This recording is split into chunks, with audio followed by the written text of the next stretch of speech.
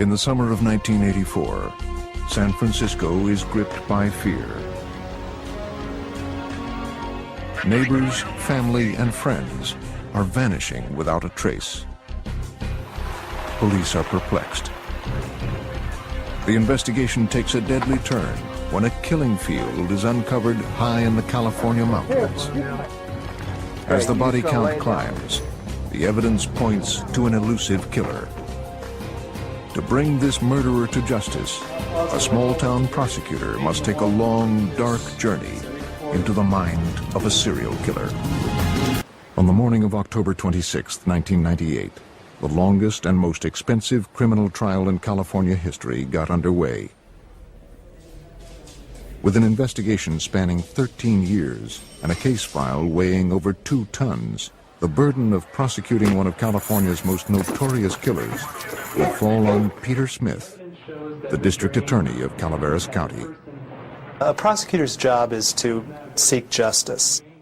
I think many people look at prosecutors and think their job is to convict and put people in jail or prison, and that's part of the job too. But it really is our responsibility to make sure the justice system, particularly the criminal justice system, is carried out fairly to the point where justice is always sought.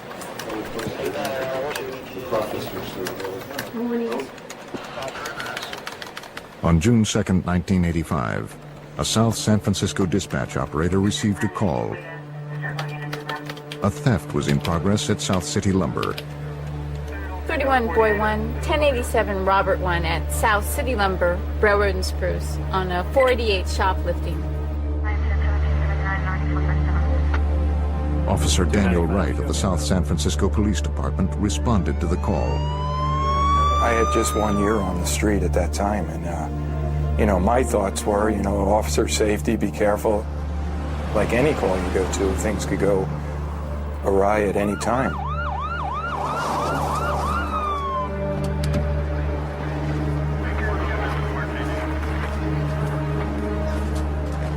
A witness told Wright he had seen an Asian male stealing a $75 table vise.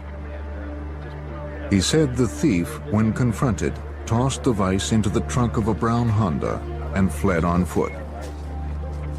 Inside the Honda, Wright spotted a suspicious-looking case.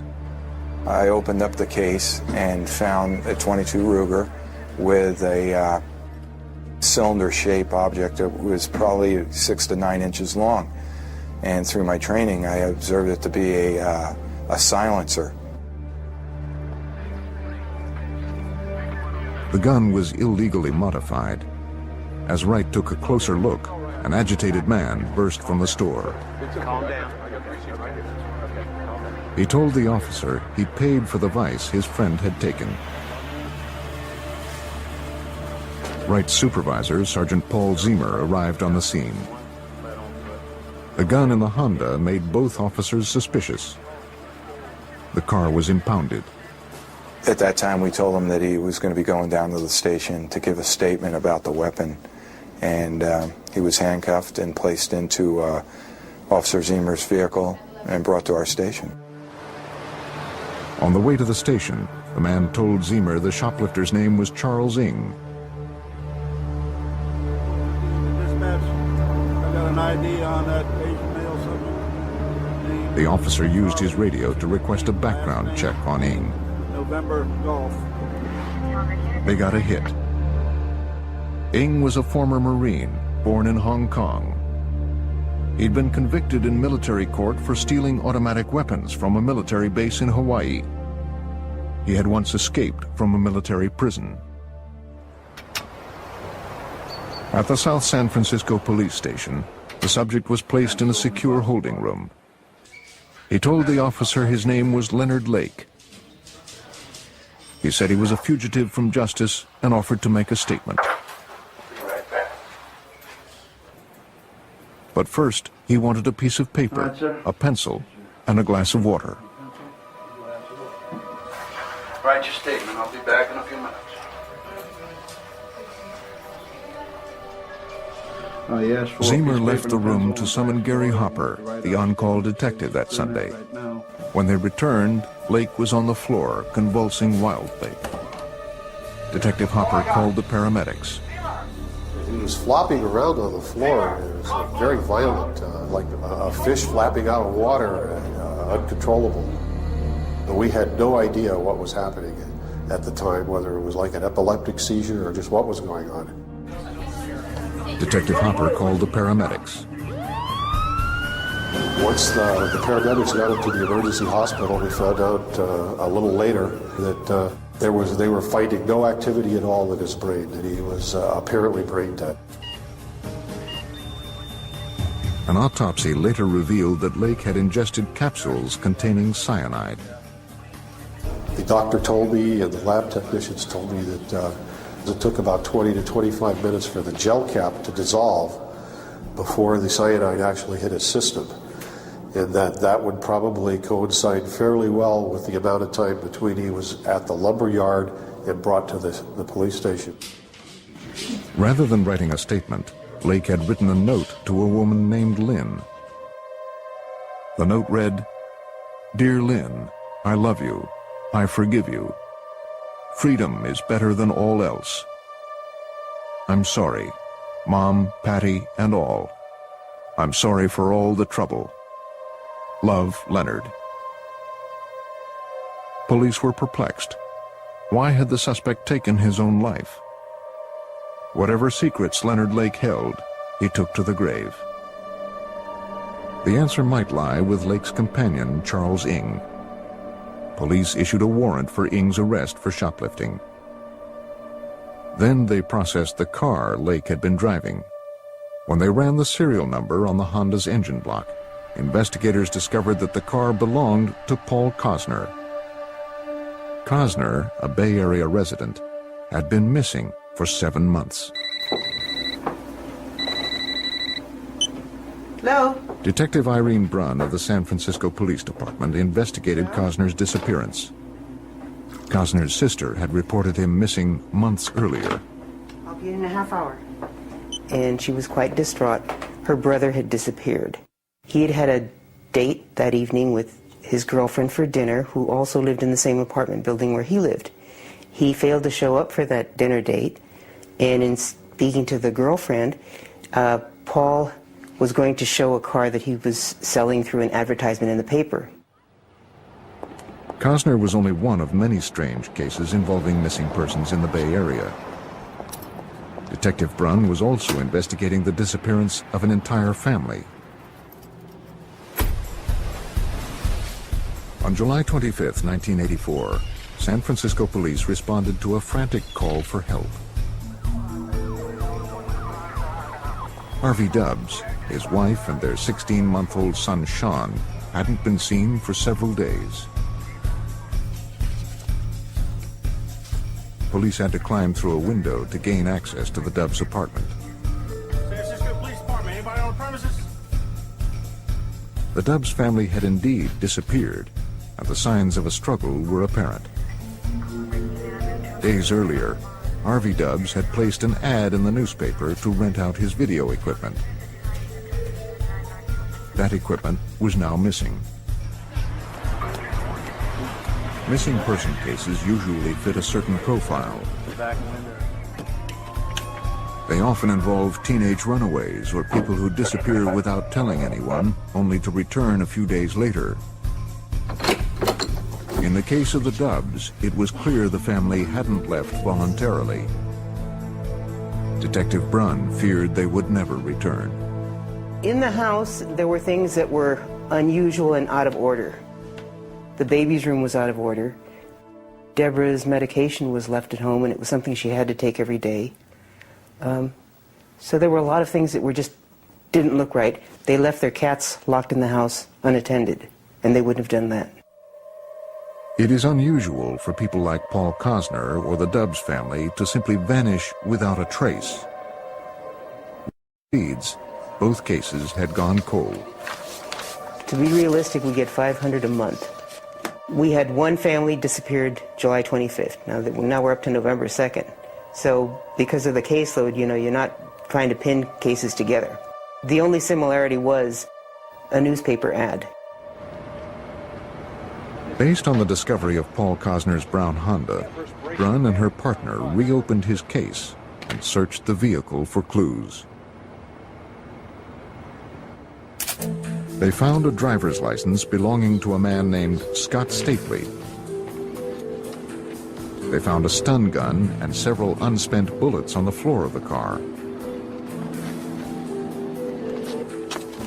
A recent electric bill addressed to an unknown woman named Clara Lynn Balaz was found under the passenger seat. And in the roof of the car, investigators found a single bullet hole. Can you see that from up there, partner? The trajectory of the bullet indicated the shot was fired from the back seat. The investigators sprayed luminol around the interior of the vehicle. Luminol reacts with proteins in blood, making even traces of blood fluoresce. High-velocity blood spatter associated with a gunshot wound appeared on the roof next to the front passenger seat. Brunn and her partner now suspected they would never find Cosner alive. With Leonard Lake dead and his partner Charles Ng at large, investigators could only wonder how many more victims they might find at the end of this trail of blood. Leonard Lake's mysterious suicide had now launched a full-scale police investigation. Brunn and her partner drove to the home of Leonard Lake's mother, who lived about an hour outside of San Francisco. Hi, ma'am. I'm Detective Tom Eisenman with the police department. At the house, they were surprised to find Clara Lynn Balaz, the woman whose name appeared on the electric bill found in Cosner's car. Okay. Clara Lynn Balaz was Lake's ex-wife. They had been married for 3 years, but divorced a year earlier. It's been a long drive up. Detectives suspected she might be the woman Lake addressed in his suicide note. They asked Balaz how an electric bill in her name wound up in Paul Cosner's car. Balaz explained the address on the bill was for a cabin her family owned in Calaveras County in Northern California. Although Brunn and her partner were eager to search the cabin, Balaz claimed she was too busy to take them there until the next day. The detectives postponed their search until the following morning and instructed Balaz not to visit the property in the meantime. 10 o'clock. All right. Thank you very much. All right. Thank you. So we called the Calaveras Sheriff's Department and told them that we were going to be coming up the following morning and why we were going and if it was possible for them to have somebody keep an eye on the property. Calaveras County covers over 1,100 square miles of wild terrain. A force of 34 officers protected the entire county in 1985. There hadn't been need for more. The sheriff sent 2 deputies to watch the cabin, which was located outside the town of Wilseyville.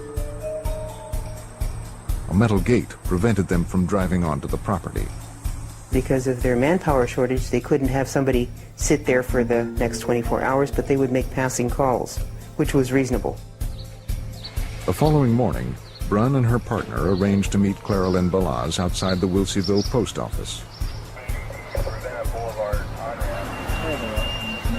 They were surprised when she arrived with Lake's mother. And at that point, Clara Lynn admitted that they had driven up the night before. And the pretext was that Leonard was very untidy and they wanted to tidy up the cabin. Concerned that Balaz and Lake's mother might have compromised evidence at the cabin, Brunn, her partner, and the Calaveras County sheriffs followed them to the property. The detectives asked Balaz about a cinder block bunker near the cabin.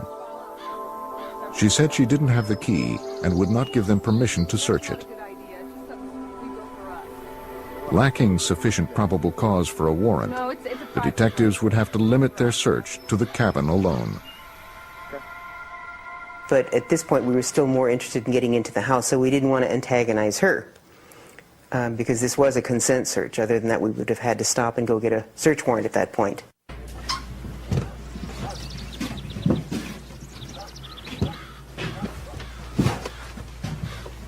While her partner questioned Balaz, Detective Brunn searched the house.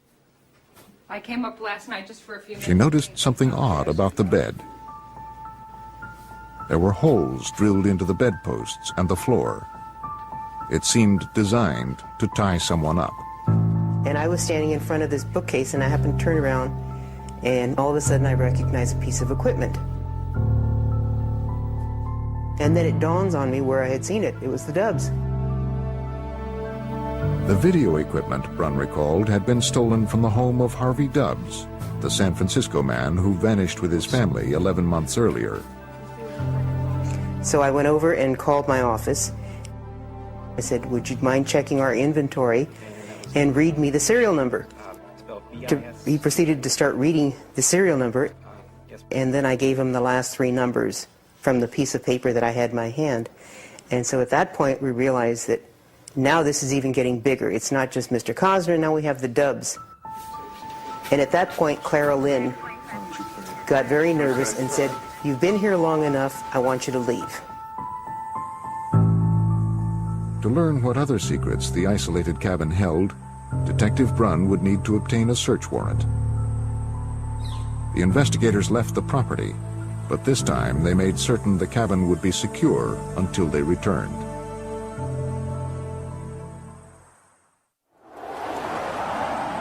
As investigators conducted a search of Leonard Lake's cabin in Calaveras County, they had discovered video equipment that belonged to a family who had been missing for nearly a year. This gave them sufficient probable cause to petition the judge for a warrant. Ron McFall led the investigation for the Calaveras County Sheriff's Office. We did get one that day, and later that afternoon we went back to the residence to conduct a search of the residence and the property and what looked like a tool shed at first. The tool shed was a cinder block structure that bordered the driveway. Clara Lynn Balaz referred to it as a fallout shelter. Got it. Good, good. Leonard Lake had been a survivalist, and this was his fortress against nuclear holocaust.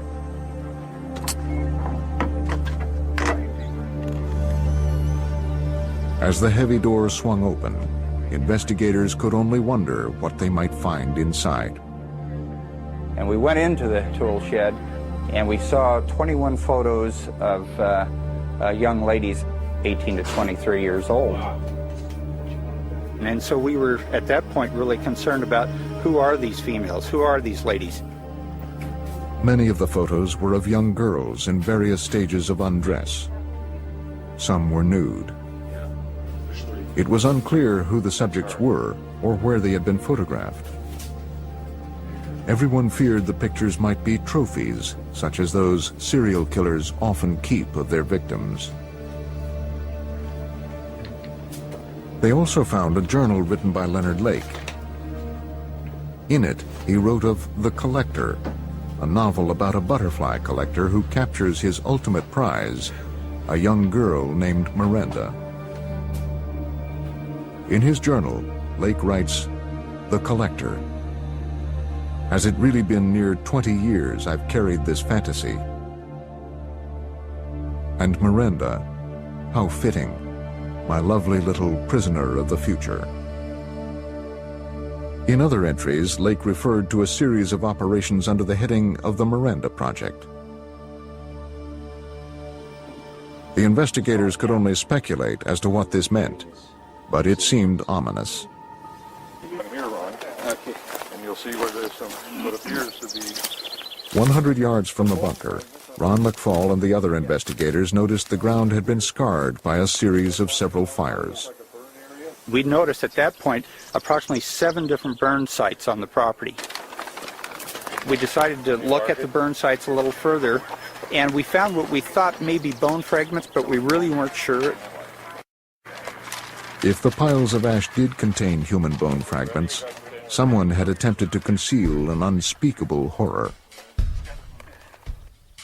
Now desperate for answers, investigators ran the license plates of a truck parked near the cabin. It belonged to Lonnie Bond, Lake's neighbor. Hello, anybody in the house? Lonnie Bond lived with his wife and 18-month-old son in a house about 50 yards from Lake's cabin. Anybody home? Officers walked next door to speak with Bond. Hello? Anybody here? Anybody home? The smell of decayed food thickened the air. The house appeared to have been empty for some time, perhaps months. Although it seemed the occupants departed abruptly, there was no sign of foul play. Another vehicle found on Lake's property belonged to Robin Scott Stapley. Stapley had been missing for some time, and his driver's license was found in Paul Cosner's car. Leonard Lake had used Scott Stapley's driver's license because they were both big fellas, and he had been trying to pass himself off as Scott Stapley. So we're contacting Southern California to see, where is Scott Stapley? And it turns out that he had been living at the cabin next door, and no one has seen them either. Investigators intensified their search. Cadaver dogs, known for their acute sense of smell, were brought in to help. Authorities now suspected that 8 missing people from Northern California were linked to the cabin. If they had been murdered, as police feared, perhaps their bodies were buried on the property. Hey, Rick, come here. One of the dogs recovered a piece of bone. The deputies working the scene knew immediately that this was not an animal bone.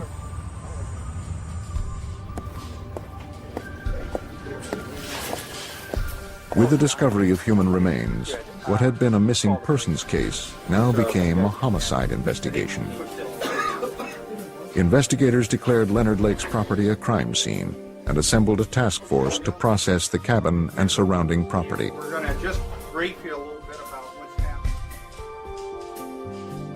Due to the expanding scope of the case, the Calaveras County Sheriff's Office called in additional help. Specialists from the San Francisco Police Department and the California Department of Justice arrived to help with the investigation.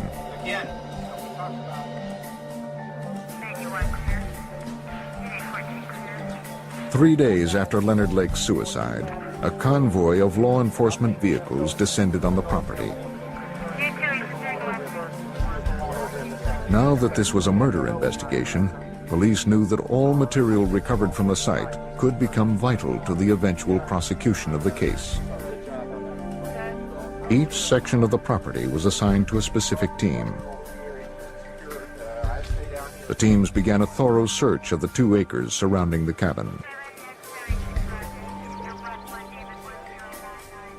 In a clearing about 100 yards from the cabin, officers found a trench with loose dirt. They found the trench had been filled with personal belongings and debris. Hey, Officer Ballard, I got something. Sergeant Larry Copeland, an investigator for the Calaveras County Sheriff's Office, joined in the search for clues. Every button, zipper, jewelry even, everything that was taken out of there was turned over to the evidence officer, who took each one and individually photographed each and every piece of it.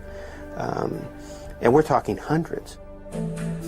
Everything excavated from the property was potential evidence. All of the items were collected and sent to the Calaveras County Sheriff's Office. They were meticulously cataloged. Investigators hoped that somewhere in this vast collection of evidence, they would find the clue that would untangle the mysteries hidden on Lake's property. If we felt there was any chance of it being used or something that either ourselves or the defense could use, we took it and booked it. Investigators sorted through the survival gear and supplies Lake had stockpiled in his so-called fallout shelter. Lieutenant Ron McFall remembers that during this phase of the search, they made a surprising discovery. There was a secret door inside the bunker. It was a false door. You really couldn't tell just by looking at it, but there was shelving units, and after you wiggled the shelves, you saw that the door actually popped open. Beyond the shelves was a double door leading to a hidden room. Off to the side was another 3-foot by 6-foot compartment. The cramped space contained a homemade wood cot, a crude shelf holding some toiletries, and a roll of toilet paper. A small hole had been cut into the wall near the ceiling, possibly for ventilation. A typed list of rules was affixed to one wall. They included, "I must always be ready to service my master and must never speak unless spoken to. I must always be obedient and never look my master in the eye." From outside, investigators could see into the small room through a two-way mirror. They also noticed that the hinges of the door had been damaged. Top and at the bottom. You'll further notice the hinges are bent from obviously pressure from inside the door pushing out, trying to get the door open, both the top and bottom. Remembering Lake's journal, investigators feared that Lake had acted upon his fantasy of kidnapping and holding captive a human slave. Forensic specialists dusted for fingerprints and latent evidence. They hoped that if Lake had indeed kept a prisoner here, he or she had left behind some clue of their presence. They found nothing.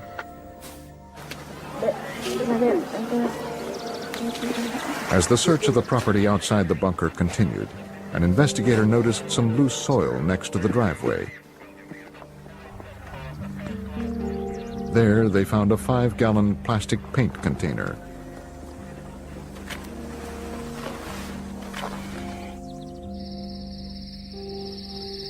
As darkness fell, the task force suspended its search. Inside the cabin, the investigators viewed one of the videotapes they had found buried in the plastic container. They could hardly believe what they were seeing. This case was becoming more frightening with each piece of evidence they uncovered. But nothing could prepare them for what lay ahead. After 2 days of searching Leonard Lake's cabin, investigators feared more than 8 people had been killed and possibly buried on the property. On the second night, the task force moved inside the cabin to view the videotape found buried in a plastic container.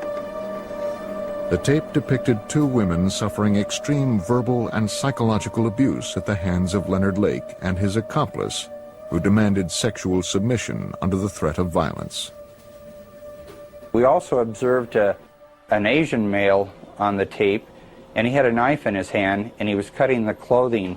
This would be the blouse, the top, as well as the bra strap, removing clothes from the female.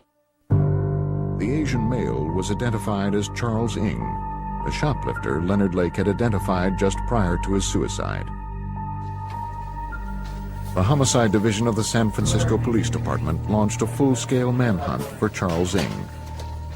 Investigators started with a search of Ng's San Francisco apartment. They collected some video equipment and a number of videotapes. Everything was tagged as evidence and sent for analysis. San Francisco homicide detective Ed Erdelatz led a task force that investigated the year-old disappearance of the Dubs family. The equipment Lake and Ng had used to videotape their captives had once belonged to Harvey Dubs. Investigators had obtained his California driver's license photo and had made up a photo collage, shown it to neighbors, and identified him as one of the people coming out of the Dubs home.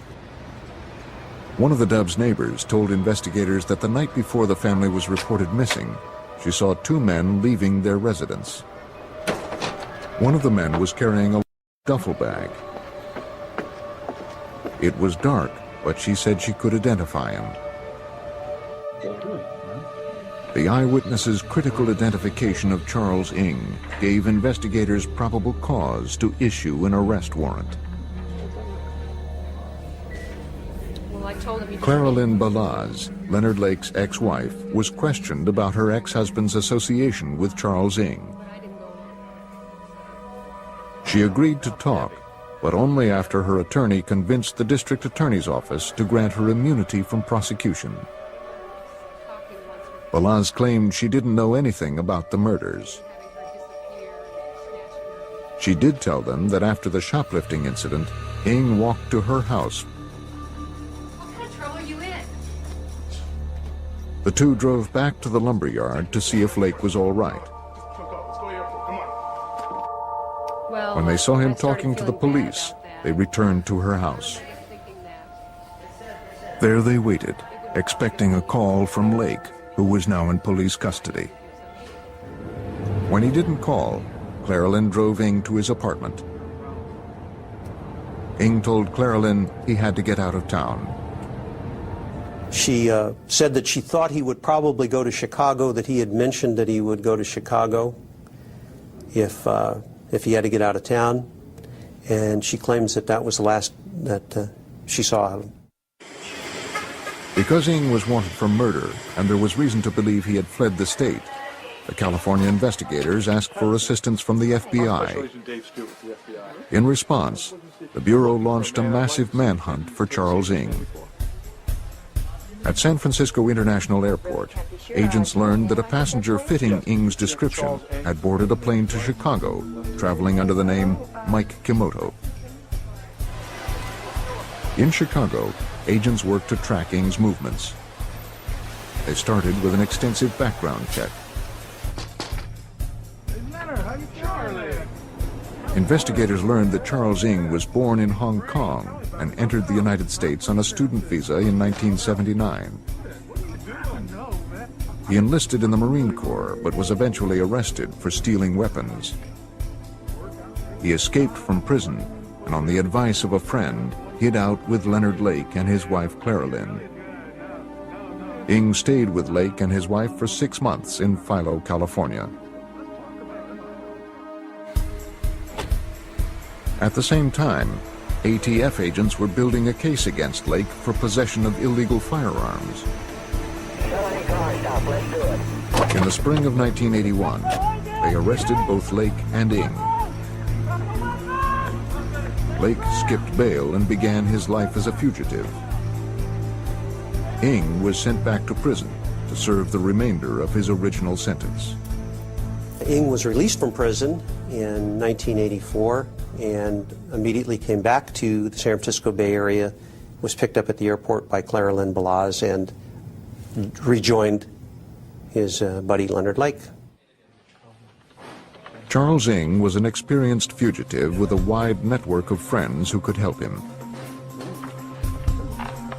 To develop more leads, the FBI placed Ng on their 10 most wanted list. For the time being, agents focused on Ng's friends and acquaintances in the Chicago area.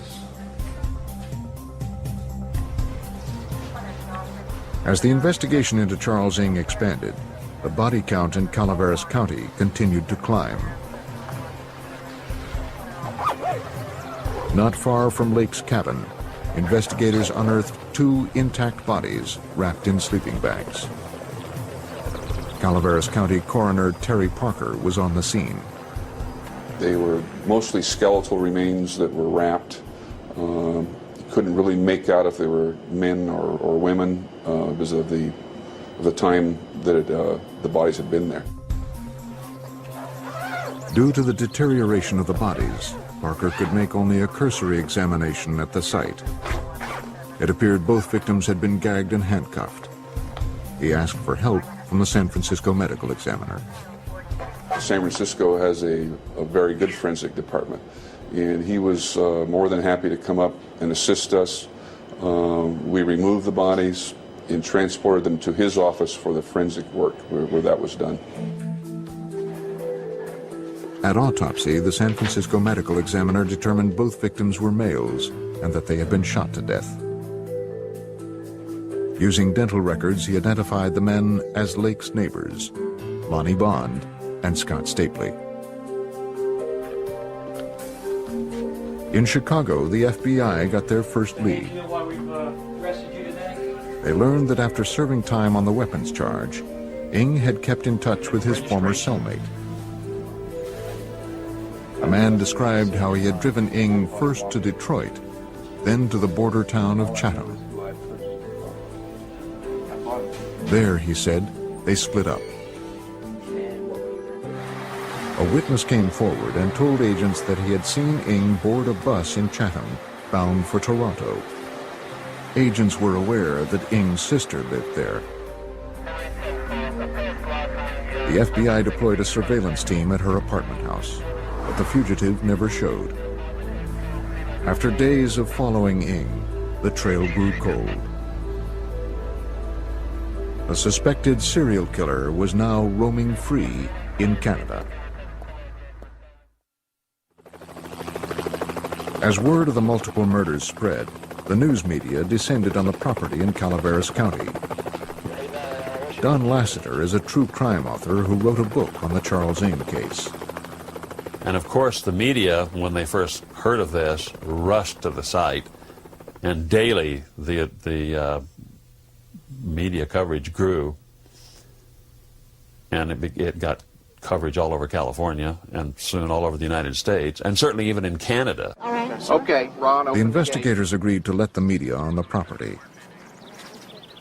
They showed them the site and allowed them to videotape some of the evidence they had collected. Up until this point, we've really relied on our imaginations to visualize this story. But today we have pictures that will probably leave many people with an everlasting image of the horror that occurred at the end of this road. These are some of the bone fragments that have been found, and investigators say there are countless fragments just like those scattered over a third of an acre here. The California Conservation Corps has been recruited to pick up the bones. Most of them worked on their hands and knees, raking the ground with their fingers. Investigators came up with 10 pounds of bones. The local coroner says 5 bodies have been found here so far. The Calaveras County Sheriff once told me, though, he believes there are as many as 20 victims, though, buried on the property. Investigators were counting on the media exposure to help identify the 21 women depicted in the photographs tacked to the wall of Lake's bunker.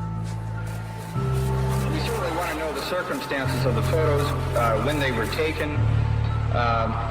We're interested in knowing anything we can about Mr. Lake and Mr. Ng. A telephone hotline was set up by the Calaveras Sheriff's Department, and calls soon began pouring in. Detectives believed Leonard Lake and Charles Ng crossed paths with as many as 25 people who were later reported missing. Property in Calaveras County. Working under San Francisco investigator Ed Erdelatz, the task force tried to piece together any leads that would locate Ng or help identify the growing list of victims.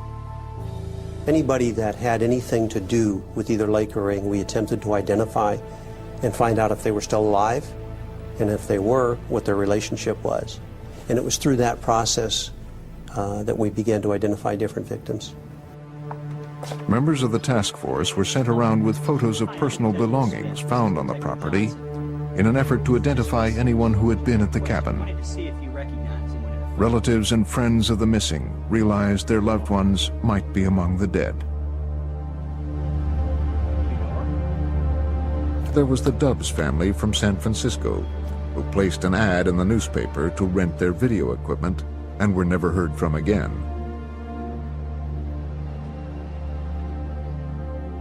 Randy Jacobson, a friend of Leonard Lake's, was found buried near a chicken coop behind the cabin. Jeff Gerald, who worked with Ng at a San Francisco moving company, disappeared along with his friend Clifford Paranto, who worked at the same company.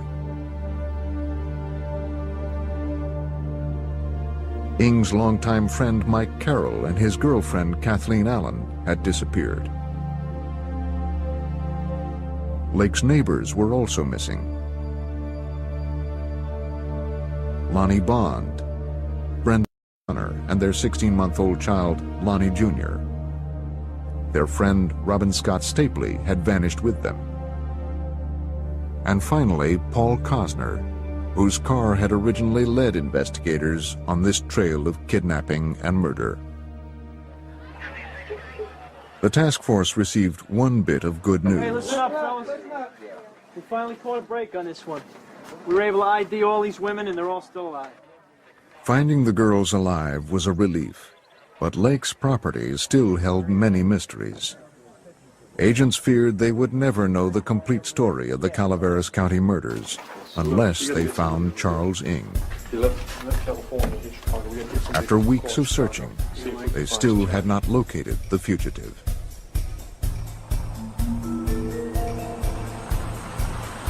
Then on July 6, 1985, a boy riding his bicycle in a Canadian park spotted the perfect place for a play fort.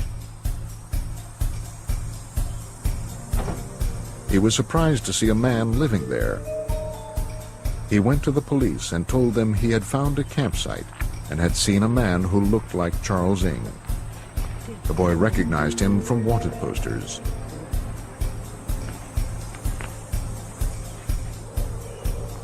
He led police to the makeshift shelter, only to find that Ng had fled.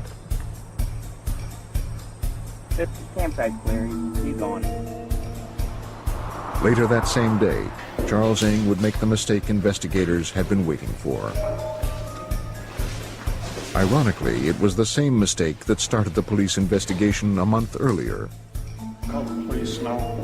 Check them. Okay. A security guard confronted a young Asian male as he slipped stolen merchandise into his knapsack in a Calgary department store.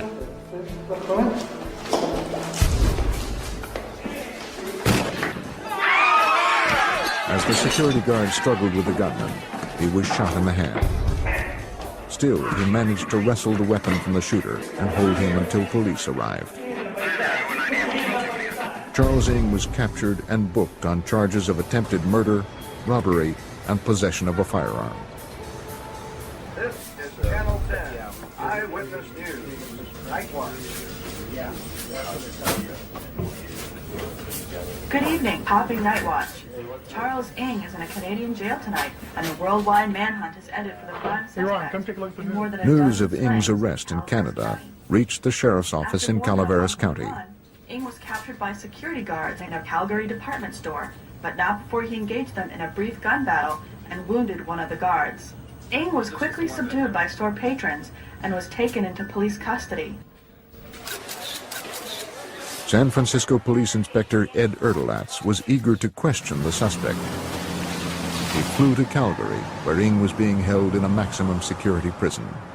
And we spent quite a few hours with Charles in the detention center in Calgary.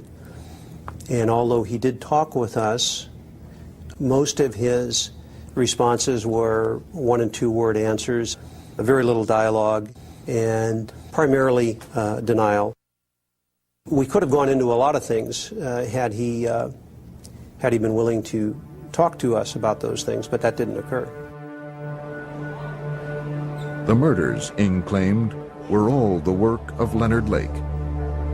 When pressed, Ng did admit to Erdelatz that he had helped Lake dispose of the bodies of Lonnie Bond and Scott Stapley the day after they were murdered. In Calaveras County, the district attorney's office indicted Ng on 12 counts of first-degree murder, making it possible for the prosecution to seek the death penalty.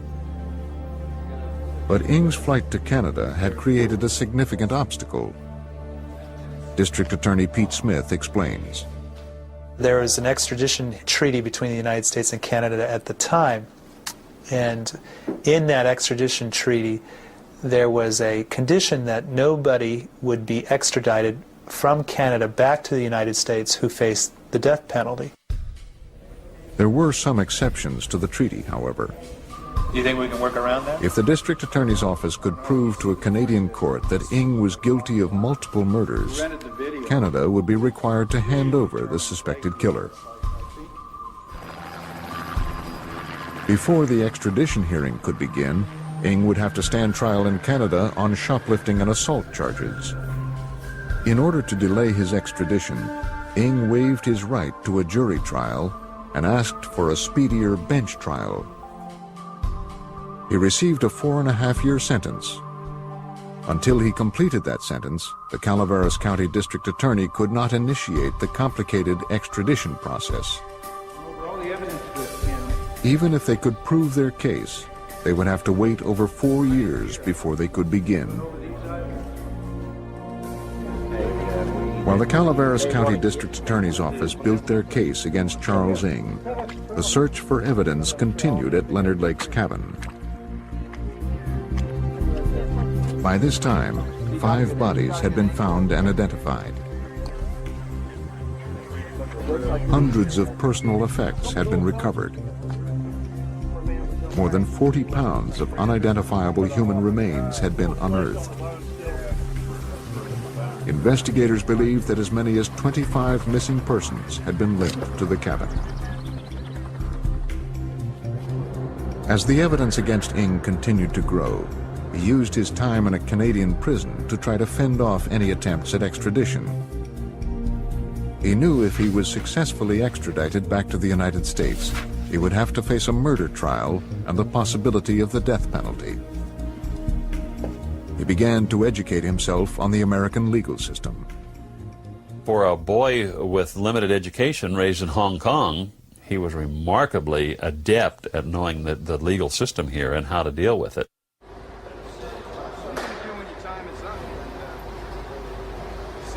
A guard reported to the prison warden he overheard Ng say to a fellow inmate, "If you want to delay the system, you just have to fire your lawyers."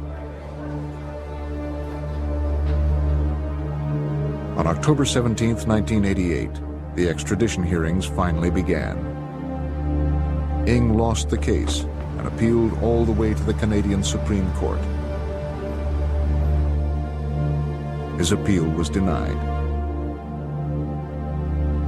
Within the same day, Charles Ng was placed on an airplane in Canada and flown back to California. But the pursuit of justice was far from over. Charles Ng had used his time in Canada to arm himself with enough legal knowledge to wage an all-out war on the American judicial system. On September 26, 1991, suspected serial killer Charles Ng was finally returned to California.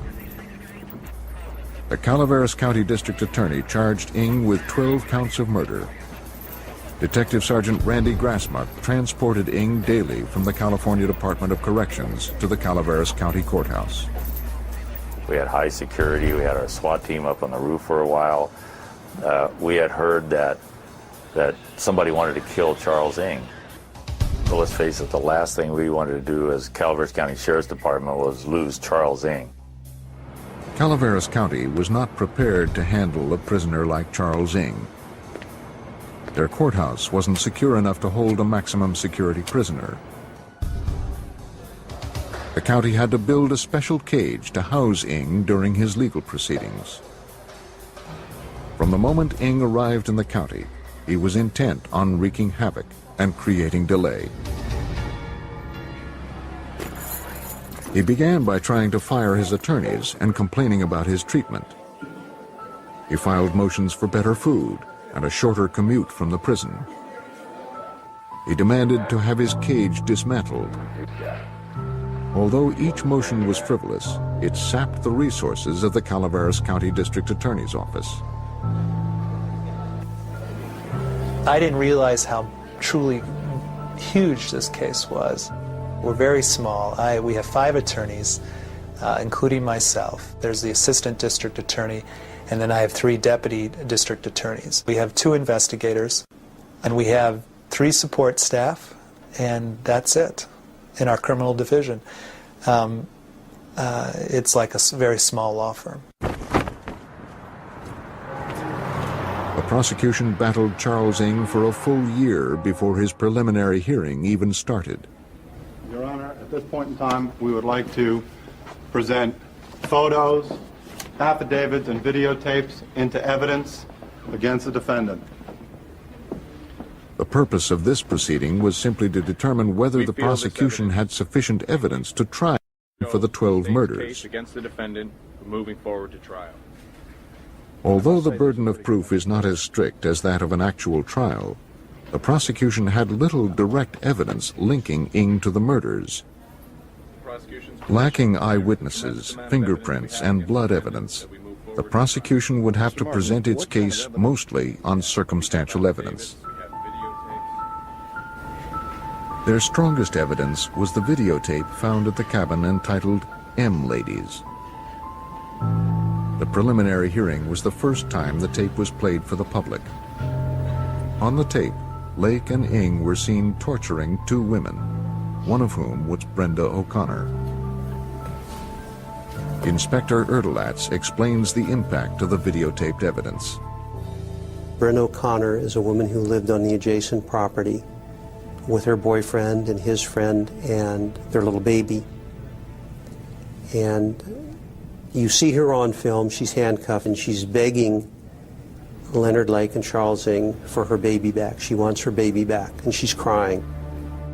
Of course, they killed this little baby, and it's such a sad thing to see her asking for this little baby back.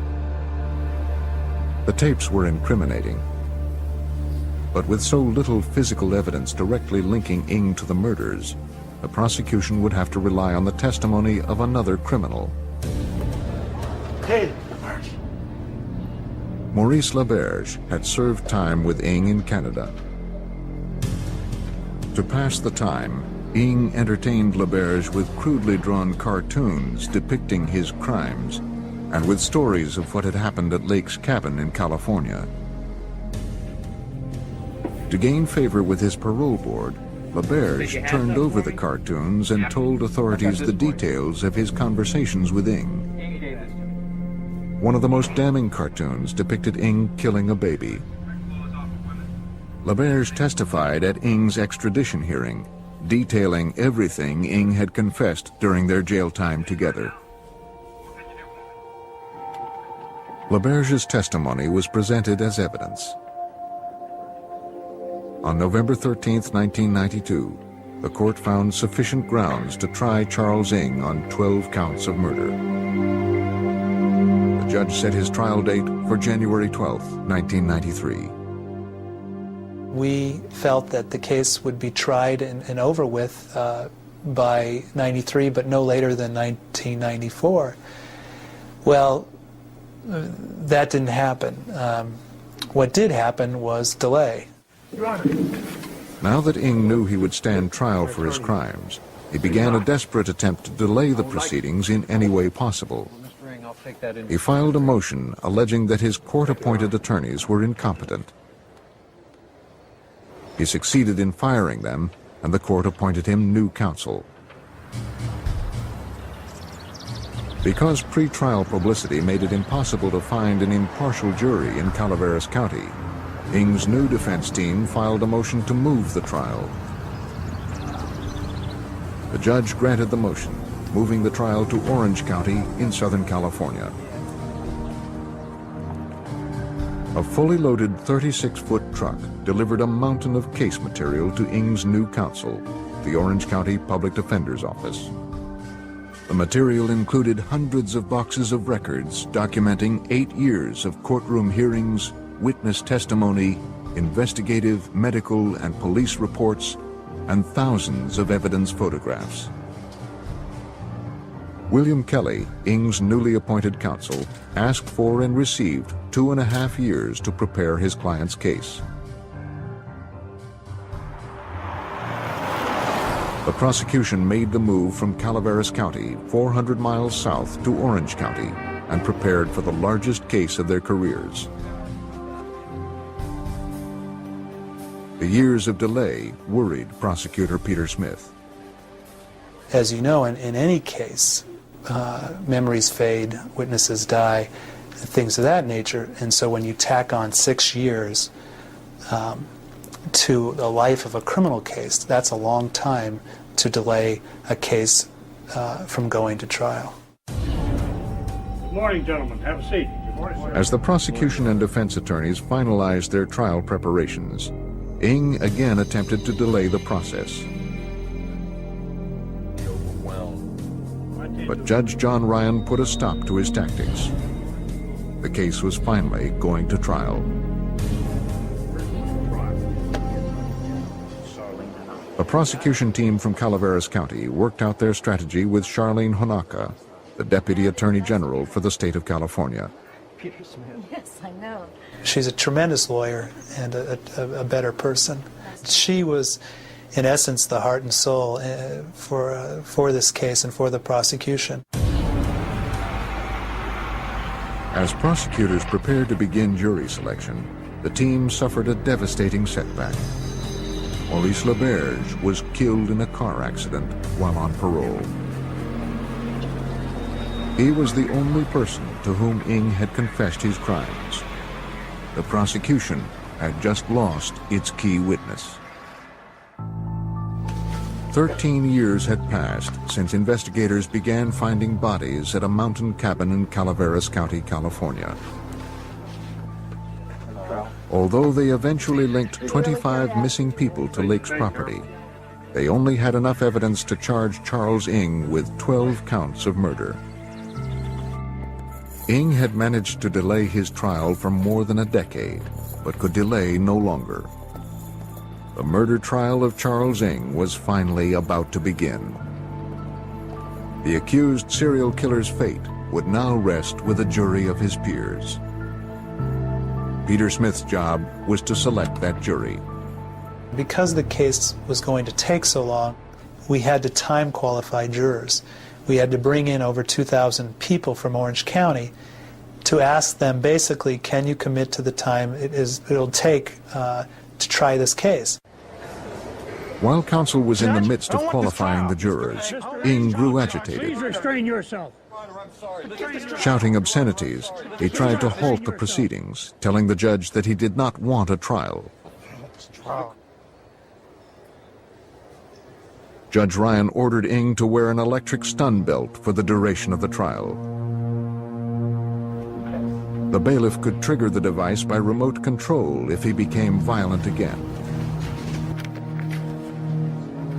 Attorneys from the prosecution and the defense took a month to choose a jury of 8 women and 4 men, along with 6 alternates. To protect their identities, each member of the jury was assigned a number.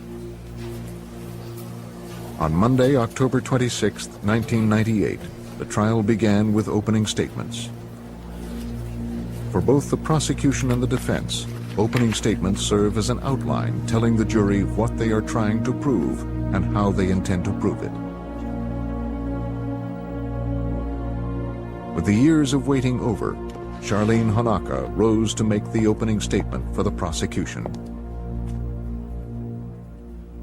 What the evidence in this case is going to show is that this defendant, with Leonard Lake, planned and committed the 12 charged murders in this case.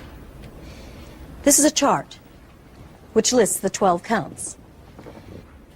The evidence will show that between a time frame from July 1984 until 1985, these 12 victims disappeared from the face of the earth. And this trial will tell you the story of what happened to them. Honaka described the property in Calaveras County as a killing field and a mass graveyard. Direct evidence connecting this defendant. She then told the jury about the M Ladies tape found buried near the cabin and how they depicted a partially nude Ng demanding massages from Kathleen Allen and cutting the clothes off of Brenda O'Connor. We're going to play for you 2 segments from that videotape as a means of demonstrating the evidence and in helping you understand. The videotape was the centerpiece of the prosecution's case. It showed the jury exactly who Charles Ng was, a man who not only tortured women, but who recorded his acts on videotape so he could relive them again and again. The videotape's dramatic. It is the most incriminating piece of evidence I've ever used in a case. It is also the most emotional piece of evidence I've ever used in a case. You can sense the terror and the fear those two victims had when they realized the situation they were in. Because this was the strongest physical evidence linking Ng to the murders, the prosecution planned to use the videotape throughout the trial to prove Charles Ng's guilt.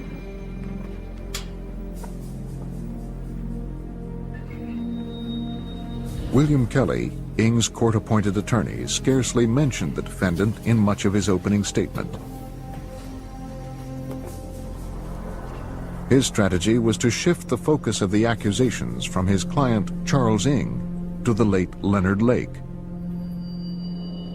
The defense in this case is really simple. That is, Leonard Lake had a motive for murder. Leonard Lake also had a plan for murder. Kelly asserted that Lake's plan for murder was outlined in his diary under the heading The Miranda Project. He then read the jury excerpts from Leonard Lake's journal. Kelly suggested that Lake's conspirator was not Ng, but Clarelyn Balaz, Lake's ex-wife. He asserted that she knew about the Miranda Project and even recruited potential victims. Nobody's going to walk in here, sit down in that jury box, point a finger at Charles Ng, and say, I saw Charlie Ng murder somebody. It's not going to happen. With very little physical evidence placing Ng at the murders, Kelly intended to discredit the prosecution's circumstantial case and prove it was Leonard Lake, not Charles Ng, who murdered the 12 victims. He asserted that Ng killed no one. The prosecution called Sergeant Larry Copeland of the Calaveras County Sheriff's Department to the stand. Can you tell us how long... He told the jury about a startling discovery he made while analyzing the videotapes confiscated from Ng's San Francisco apartment. And I'd put this tape in and push play, and it started with the credits. So I thought, well, gee whiz, someone didn't rewind this tape. So I pushed rewind, but I didn't push stop first. I just pushed rewind. So it started playing in reverse. And then all of a sudden, right at the end of the tape, it went, whoop. What Copeland discovered was a still image of two bodies in a wheelbarrow. The image was entered into evidence. Yes, it is. The medical examiner was sworn in. Look at these photos for me. He was asked to identify two photographs of bodies found at the cabin. Yes, I believe that's the remains of Scott Stabley. And this next one? Those remains are from Lonnie Bond. He went on to explain the way in which Lonnie Bond and Scott Stapley were bound, gagged, and wrapped in sleeping bags. The sleeping bags matched those on the tape. The medical examiner testified that the bodies on the tape were in full rigor mortis. A lot of the victims have been bound. Rigor mortis occurs shortly after death when the blood flow is interrupted. It only lasts for a few hours until the body begins to decay. In Canada, Ng told Inspector Erdelatz he helped bury Bond and Stapley 24 hours after they were murdered. Whoever had taken the picture had done so immediately after they were killed. The single frame on the videotape found at Ng's apartment linked him to the murder of Lonnie Bond and Scott Stapley. Because so few of the remains found on the property could be identified, the prosecution relied on hundreds of personal effects discovered at Ng's apartment and the cabin to link him to the victims. These items were photographed and entered as evidence. The district attorney's lead investigator, Mitch Herdlicka, was in charge of witnesses' testimony for the prosecution. Well, we had over 200 pieces of evidence that we used in the guilt phase of the trial, and we had about 75 witnesses that we had to bring in from various parts of the country as well as Canada to prove that those items belonged to the people who had gone missing and the victims in our case. The prosecution then attempted to establish a link between Kathleen Allen and Charles Ng. Kathleen Allen was one of the women on the M Ladies tape who was tortured by Lake and Ng. Although her body was never found, several of her personal effects were unearthed near the cabin. The prosecution asked her sister to identify a heart-shaped pendant. Miss Allen, I know this may be very difficult for you, but I want you to look very closely at this necklace and tell me if you recognize it. It's a necklace Kathy used to wear all the time. Thank you. Your Honor, we'd like the record to show that the witness identified the necklace as belonging to the victim, Kathy Allen. So ordered. And at this time, the people would like to move that we place this in evidence. The prosecution then began to construct the timeline of Kathleen Allen's disappearance to explain how she got to the cabin. On April 14th, 1985... Her former supervisor discussed an odd phone conversation she had while at work. Yes, sir, I did. And can you tell us about that conversation? Yes. She said she got a call, and she said she wanted to join her boyfriend because he got a gunshot wound. Kathleen Allen worked at a grocery store in Milpitas, California. Her boyfriend, Mike Carroll, had met Charles Ng while serving time in Leavenworth Federal Prison. Mike called Kathleen to say he was in Lake Tahoe and had been shot. He was sending a friend to pick her up and bring her to him. Kathleen told her supervisor what Mike had said and asked for some time off. And what happened after that? A man came by to pick her up. In a what?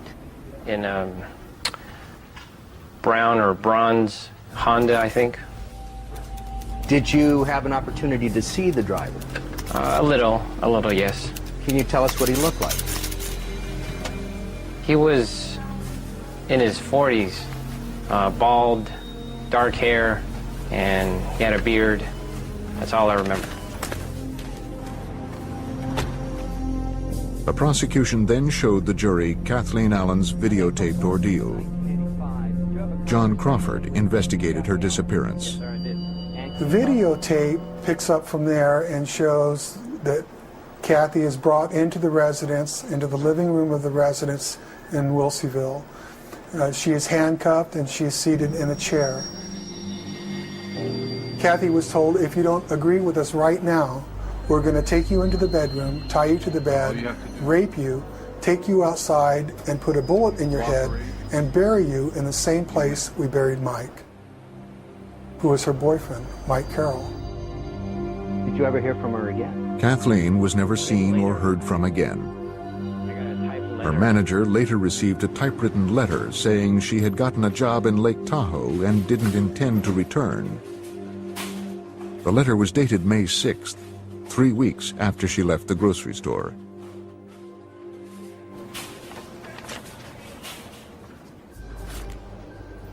Many of the victims' co-workers, families, and friends received typewritten letters from the victims to explain their absence.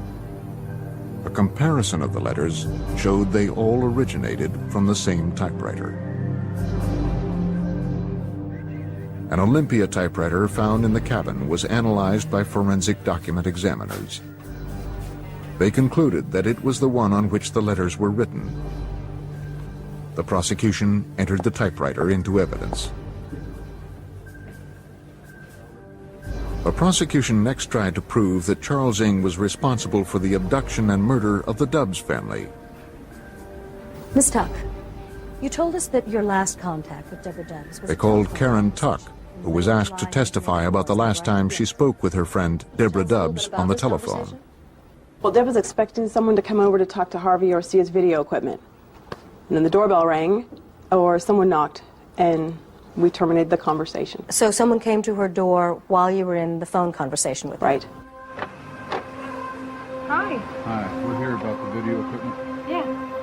Harvey Dubs, a part-time wedding photographer, had placed an ad in a newspaper offering to rent his video equipment.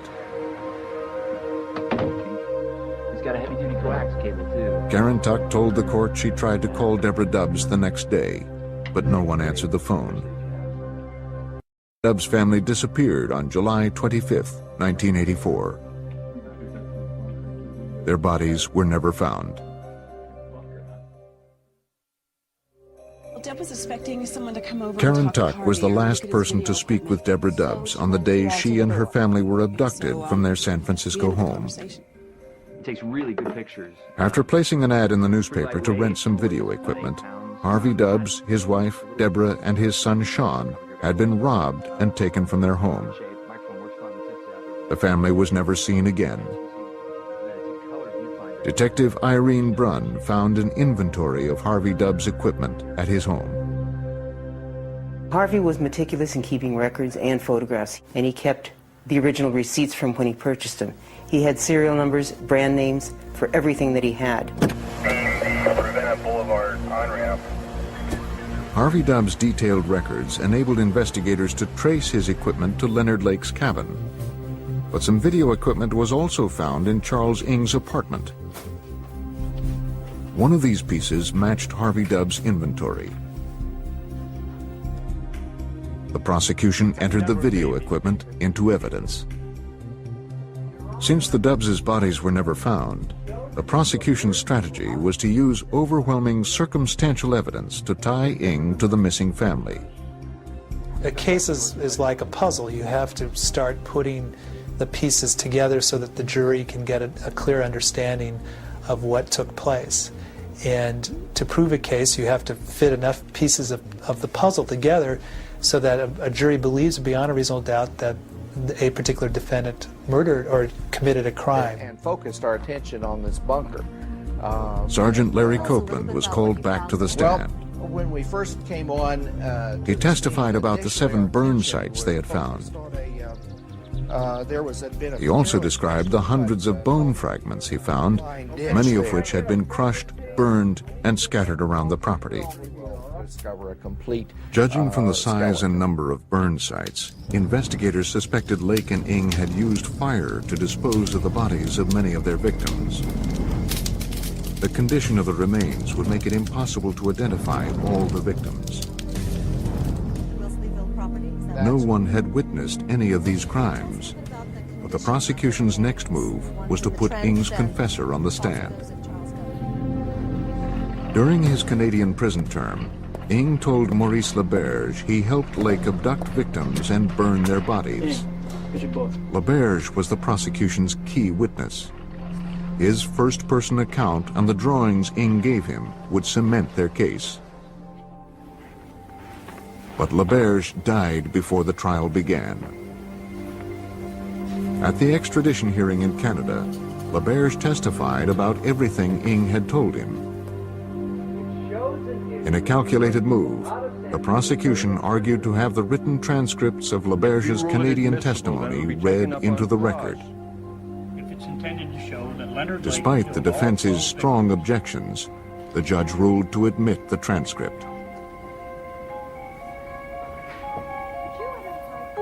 Sergeant Raymond Monroe, the Royal Canadian Mounted Police, took the stand and read LaBerge's prior testimony.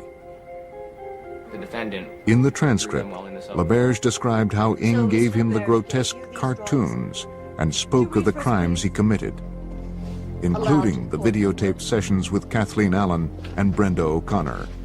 Following statement. He told me that the videotape shows a female complaining that it's too warm, and he had a butterfly knife, he called it. He flicked it open and cut her clothes off. Thank you. Maurice LaBerge was a career criminal who served repeated terms for robbery and sexual assault. On cross, Kelly attacked LaBerge's credibility. Isn't it true that Maurice LaBerge had an extensive criminal history? Objection, Your Honor. We've already established that. Overruled. Thank you. Sir, isn't that correct? Yes, sir. And isn't it also true that as part of an agreement with the Canadian government to enter the Witness Protection Program that Maurice LaBerge received $36,000? I believe that was the deal that we struck with him, yes. Kelly implied that LaBerge's testimony had been bought and paid for. Sexual assault and robbery? Yes, it is. And do you recall offhand what, if any, contents were retrieved from the automobile at the site of the accident? There was $20,000 in cash found in the vehicle. $20,000 in cash? Kelly's cross-examination had been successful in insinuating that LaBerge would say anything for money. You're a career police officer. Although the prosecution's key witness had taken the stand by proxy, they now feared the defense attack had destroyed his credibility. Isn't it true? Sergeant Monroe was one of the prosecution's last witnesses. After presenting their case for 12 days, the prosecution rested. On November 17, 1998, William Kelly began presenting Ing's defense to the jury. He had a relatively simple strategy to prove that Leonard Lake was the real killer and Ing was just a bystander. First, Kelly called a series of women to the stand. Yourself to the jury, please. Each testified as to their bizarre sexual encounters with Leonard Lake. The women spoke of his interest in bondage and taking lurid photographs. One woman had a year-long relationship with Lake and posed for dozens of photos. She explained she left him because of his frightening fantasies involving sex and death. So that would have been 15 years ago? Another woman testified that Lake had threatened to rape her and that he believed in human sacrifice. He had come over with some people that they knew. The testimony painted Lake as the monster and established that none of the witnesses had even met Charles Ing. Thank you. Another witness testified that he had seen Lake verbally abuse Ing, working as sort of his assistant or helper. helping the defense establish that Ing was subservient to Lake. By calling witnesses who had often seen Balaz with Lake at the cabin, the defense attempted to show that Balaz herself was an accomplice to Lake. Kelly also used this testimony to demonstrate that Ing spent little time at Leonard Lake's cabin. The defense's strongest proof that Lake planned to kidnap, torture, and murder his victims was his journal. It was here that Lake outlined the so-called Miranda Project. While the jury was out, Kelly moved to enter an edited version of the journal into evidence. Because the edited version eliminated references to Charles Ing, the judge resisted. I believe the court should eliminate misleading evidence. And this edited diary could do just that, if it is intended to show that Leonard Lake killed all 12 victims without the help of Charles Ing. I believe the diary needs to be excluded. Most of it is just pure junk. But the diary shows that Lake was thinking of the fantasy for 20 years. The jury knows what Lake planned. This edited diary is inadmissible. Kelly's attempt to put Leonard Lake on trial appeared blocked. But he countered the prosecution's strategy with his next witness.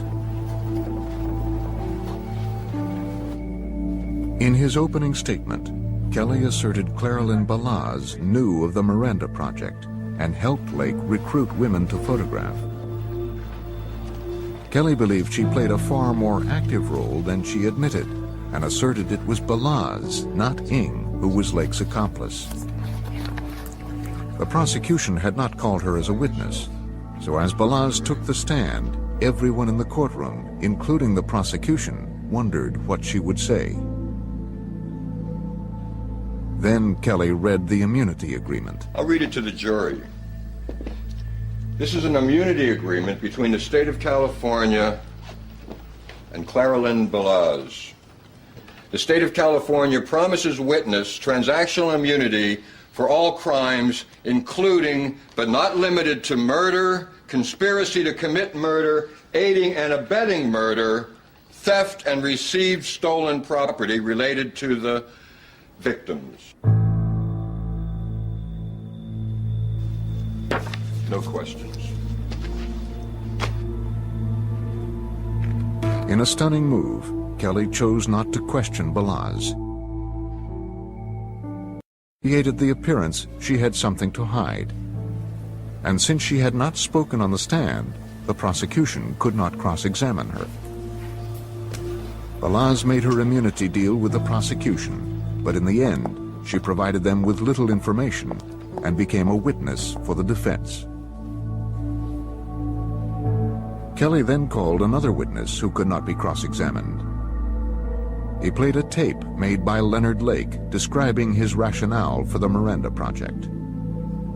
What I want is an off-the-shelf sex partner. I want to be able to use a woman whenever and however I want. And when I'm tired or satiated or bored or not interested, I simply want to put her away. With a final glimpse into the mind of Leonard Lake, the defense rested its case. Peter Smith made the final closing argument for the prosecution. He reminded the jury of the evidence they had seen and asked them to return a guilty verdict. Then the trial took its most surprising turn. After hearing the prosecution sum up their case against him, Ng filed a handwritten motion demanding he be allowed to testify on his own behalf. Fire you. And you. When Kelly tried to convince his client otherwise, Ng threatened to fire him. Against the advice of his attorneys, Charles Ng would be taking the witness stand. Observers in the Charles Ng trial were stunned when they entered the courtroom on January 27, 1999. The accused serial killer himself was now on the witness stand. Ng was charged with killing 12 people, and after 3 months of listening to his case, he demanded to testify on his own behalf. Assuming the prosecution would use LaBerge's testimony to corner Ng, Deputy Public Defender Clapp decided to take the offensive and prove that LaBerge had lied. Did you tell him that, with regard to Brenda O'Connor, Kathy Allen, that you shot them in the head while they were handcuffed and blindfolded? No. Ng testified that he had helped to imprison Brenda O'Connor and Kathleen Allen, but had not intended to hurt or kill them. Did you tell Maurice LaBerge that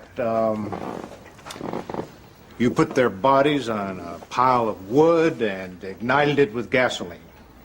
No. Did you agree to kill, intend to kill, or kill any of the victims in the 12 murder charges? No. Ng's denials continued for hours as Clapp went over every statement Ng allegedly made to his jailmate. Then Clapp moved to have Ng explain away the prosecution's other key evidence, the M Ladies tape. On the tape, Brenda O'Connor begged Ng not to take her baby away, to which he replied, "It is better than the baby is dead." Why did you say that? I don't know why I said that. It was just in the heat of the moment. Some of the comments and remarks I made, I don't even know I made until I saw the transcripts. The M Ladies tapes had been transcribed during the extradition hearing so that every word spoken on the tape could be understood. When Charlene Honaka cross-examined Ng, she used the transcripts to turn his own words against him. Were you present at the extradition hearing when Mr. LaBerge testified that you told him that you could hear on the video the sounds of handcuffs clicking? I remember that statement he made. How would Mr. LaBerge know that you could hear the sounds of handcuffs clicking? But that's not on the printed transcript, right, of M Ladies? Right. Honaka demonstrated for the jury that the only way LaBerge could have known about the sound of the handcuffs was if Ng told him. Mr. Ng. It was clear, despite Ng's denials on the stand, that he had told Maurice LaBerge the details of the torture and the killings. Details LaBerge couldn't have known any other way. Honaka then set out to establish that Charles Ng was not a bystander, but a willing participant in the crimes. She replayed a scene from the M Ladies tape showing Ng cutting the shirt off Brenda O'Connor. So you never talked to Leonard ahead of time about your plan to cut her clothes off, right? No, not on the tape. So you just decided on your own to cut her clothes off, right? Yes. Without any specific instruction from Leonard Lake. Onaka again turned to the videotapes. She played a portion of the tape where Ing tells Leonard Lake that a gun is on the table. You told Leonard at one point that the piece was on the table, right? Yeah, I remember saying something like that. What did you mean by the piece? Oh, just wanted to let him know the gun was on the table in case Kathy might grab the gun and shoot him with it. Well, now, she's handcuffed, right? Yes. And she's got leg manacles on? Yes, I believe so. And there are two of you and one of her, right? Yes.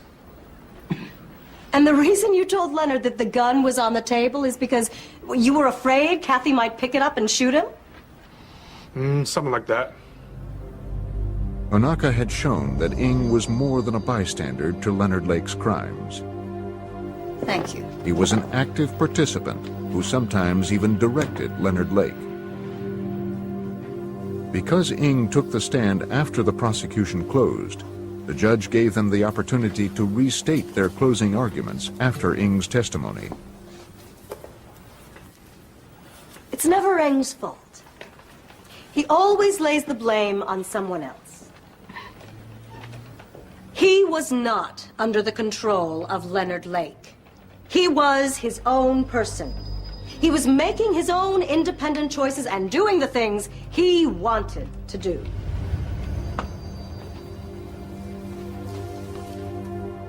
William Kelly then gave the closing arguments for the defense. He asserted the prosecution had simply failed to prove their case and attacked their most important piece of evidence, the M-Ladies tape. No matter how many different ways they show it to you and excerpts from it, there's one thing you never see. Anybody being murdered. And you don't see Charles Eng involved in anybody's murder. No matter how many times you see him cut the clothes off Brenda O'Connor,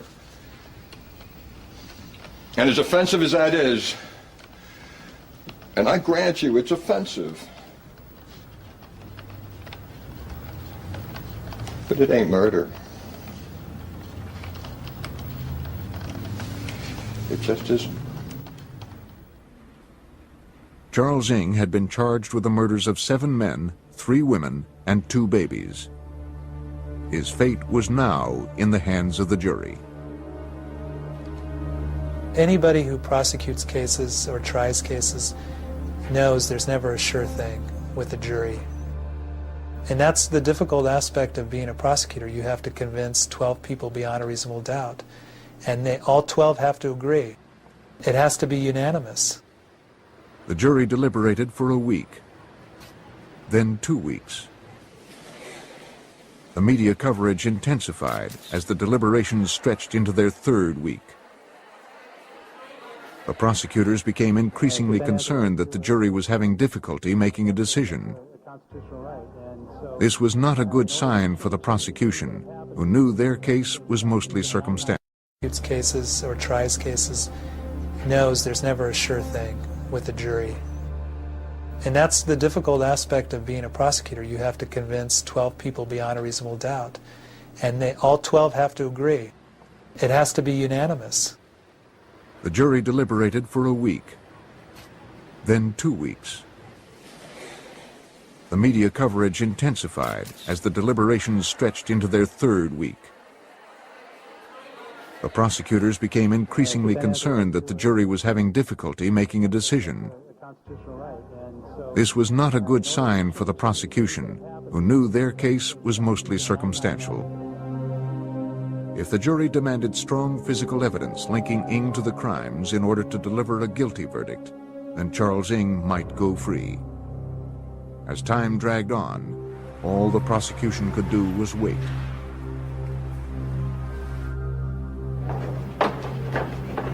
On February 24, 1999, after 3 weeks of waiting, the jury informed the judge they had reached a decision.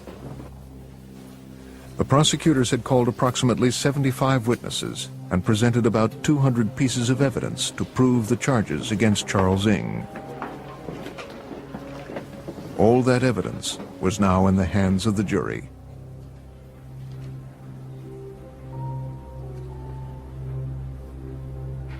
Has the jury reached its verdict? We are deadlocked. We are deadlocked on one count. Would the defendant rise and face the jury, please? Read your verdict. We, the jury, in the above entitled case, find the defendant, Charles Ng, guilty of the murder of Sean Dobbs as charged in count 1. The jury found Charles Ng guilty of 11 counts of first-degree murder. They could not come to a conclusion on the death of Paul Cosner. They did not feel they had enough evidence to convict. Charles Ng was sentenced to death. For the prosecution, the long ordeal was finally over. And I was just happy for the people of Calaveras County that finally Mr. Ng was found guilty of these murders after so many years. I'm proud of the fact that I was the district attorney at the time and prosecuted Charles Ng, and I was in essence the last person standing from Calaveras County after all of these years. With a final cost of over $20 million, the longest and most expensive criminal case in California history came to a close. For 13 years, the prosecution never wavered in their pursuit of justice. Charles Ng now sits on California's death row.